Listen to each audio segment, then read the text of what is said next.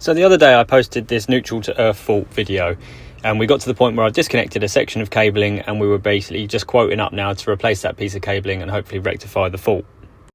However, after my last visit, the customer had messaged saying that one of his Wi-Fi boosters wasn't working. Now, this wasn't plugged into either of the two sockets I disconnected, so it didn't make much sense, but I said I'd come back and have a look because it might be a clue. So it turns out the Wi-Fi booster is plugged into a socket that was hidden behind a boxing in the utility room, completely encased in. This socket being nowhere near the other two, but still linking continuity, which would make sense, and that's where the fault was still lying.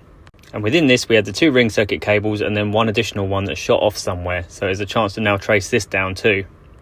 It turns out it feeds this right hand spur here. The left one was on a separate circuit to control the boiler, but this right hand one did a hidden towel rail which was covered in clothes the last time I attended.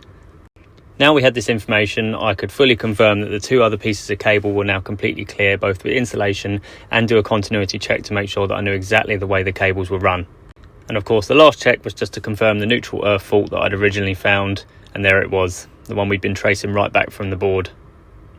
So we switched it off, pulled out the fuse so it couldn't be accidentally energised again, and then it was a case of putting all the other sockets and things back together again. After this I did a ring continuity check back in the board again just to make sure we'd reinstated the whole circuit and it could go back on a 32.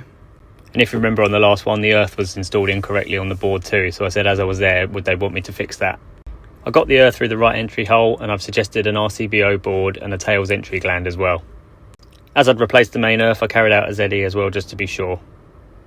And that was that, problem solved. Months of nuisance tripping resolved within 3 hours over 2 trips. Very happy customer as no remedial work was required now, and another problem solved. Follow us for more fault finds.